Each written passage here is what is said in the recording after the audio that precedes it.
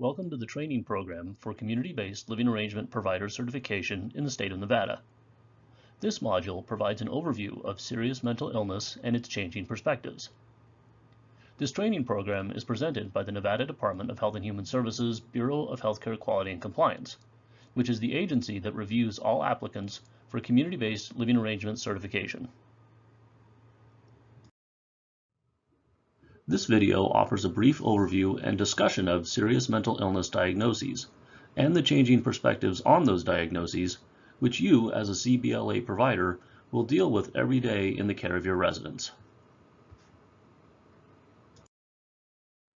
Let's review the elements that define serious mental illness. In terms of behaviors that you can see, persons with serious mental illness have a mental disorder that causes them to have emotional, cognitive, or behavioral functioning that is so impaired it interferes substantially with their ability to remain in the community without supportive services for the long term or indefinitely. Persons diagnosed with serious mental illness deal with a severe and persistent mental disability resulting in a long-term limitation in functional capacities for primary activities of daily living, such as interpersonal relationships, self-care, homemaking, employment, and recreation. Not included in the definition of serious mental illness are conditions such as intellectual disabilities or substance abuse, which may cause similar problems or limitations. Under Nevada Department of Health and Human Services clinical criteria, for a person to be diagnosed with SMI, they must have undergone a comprehensive professional clinical assessment sufficient to establish this diagnosis. Also, the individual must be eligible and open to services at either Northern Nevada Adult Mental Health Services or Southern Nevada Adult Mental Health Services before CBLA services can be provided. Let's talk about diagnoses of psychotic disorders. Symptoms of psychosis observable in the clients you serve might include hearing or seeing things that do not exist, bizarre thinking, difficulty with emotions, appearing apathetic, changes in speech, confused thinking, paranoia, strange or out-of-character behavior, or inappropriate emotional reactions. A schizophrenic disorder is a mental disorder characterized by abnormal social behavior and failure to understand what is real. Common symptoms of the disorder include false beliefs, unclear or confused thinking, hearing voices, reduced social engagement and emotional expression, and a lack of motivation. To elaborate, schizophrenia is a brain disorder that affects the way a client behaves, thinks, and sees the world. Persons with schizophrenia often have an altered perception of reality. They might see or hear things that don't exist, speak in strange or confusing ways, believe that others are trying to harm them, or just feel like they're being constantly watched. This can make it difficult to negotiate the activities of daily living, and those with schizophrenia may withdraw from the outside world or act out of confusion or fear. This gives you an idea of why the supportive services offered in community-based living arrangements are so very important. Slightly different in name, schizoaffective disorders result in persistent symptoms of psychosis that resemble schizophrenia, but with additional periodic symptoms of mood fluctuations, also known as affective disorder. Your clients who are diagnosed with a schizoaffective disorder might experience symptoms such as depression, mania, delusional disorders, mood disorders, anxiety disorders, or other co-occurring disorders, which means more than one disorder at the same time. Your clients with serious mental illness might also show signs of depression.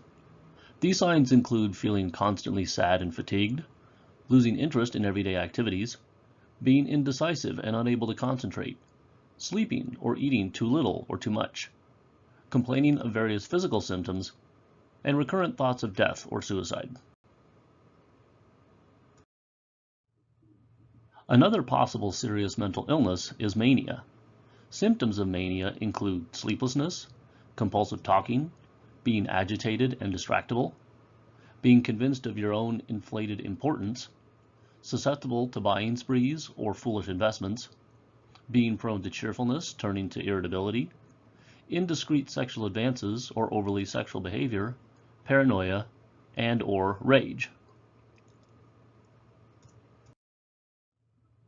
If a client is diagnosed as having a delusional disorder, this refers to a condition associated with false beliefs or thinking, such as expressing beliefs of being poisoned, having superior abilities, being stalked, being loved or deceived, or having an illness.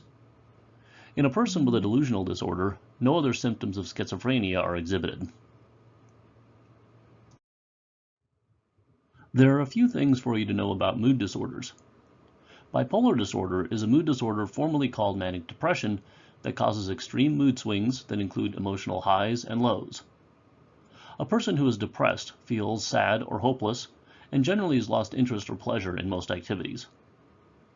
Finally, mood shifts in the positive direction, feeling euphoric and full of energy, might occur as infrequently as a few times a year or as frequently as several times a week.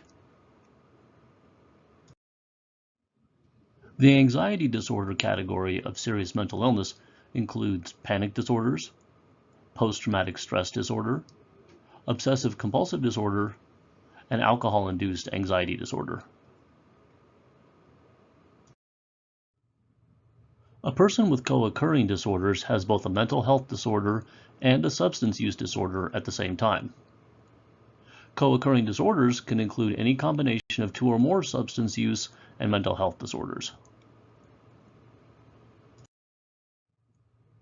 This diagram shows some numbers of American adults with substance use disorders, mental illness, and both, or co-occurring disorders.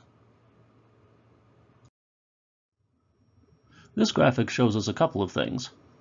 On the left, it shows the odds of having a co-occurring drug use disorder along with alcohol use, mood, or personality disorders.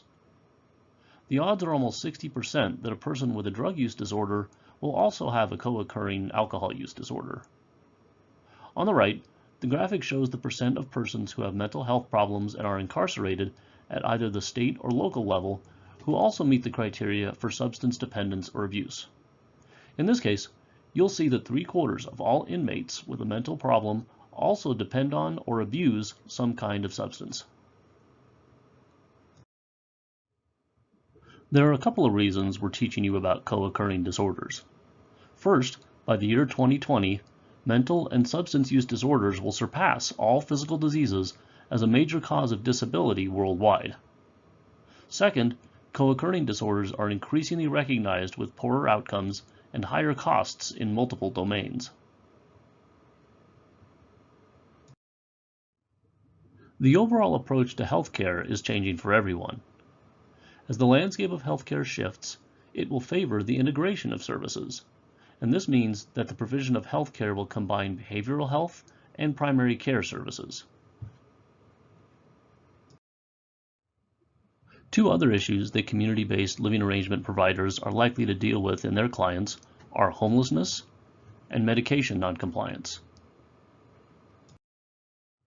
First, let's talk about homelessness. Homelessness is a serious problem among clients with serious mental illness, and it remains a persistent public mental health concern. Estimates in the United States indicate that 25% of the homeless population have a serious mental illness. And to drill down into that even further, clients with schizophrenia were 24 times more likely to be homeless than those with bipolar disorder, and 1.6 times more likely to be homeless than those with major depression. Now let's talk about medication noncompliance. Causes of medication noncompliance could include poor insight and lack of illness awareness by the clients in your care. It could also be the result of distress associated with specific side effects or a general fear of side effects. We know there appears to be a significant positive association between obesity and subjective distress from weight gain and medication noncompliance, even when accounting for other possible factors. Also, clients often fall out of compliance with their medication regimens because they believe the medications are no longer necessary. Before we finish, let's run down a few interesting facts and figures. Serious mental illness includes major depression, schizophrenia, bipolar disorder, and other mental disorders that cause serious impairment. In 2014, there were an estimated 9.8 million American adults, or 4.1% of the population, ages 18 and up with a serious mental illness. Persons with serious mental illness are more likely to be unemployed, arrested, and/or face inadequate housing compared to those persons without mental illness. On average, persons with serious mental illness die as much as 25 years earlier than the rest of the population. Also affecting lifespan, we see that individuals with co-occurring disorders die an average of 34.5 years earlier. If you'd like to learn more about this topic of serious mental illness, here is a list of resources that we recommend you check out. The more you know, the better you'll be able to serve your clients. This is the end of the module on serious mental illness for certification of community-based living arrangements in the state of Nevada. Please proceed to take the test to check your knowledge,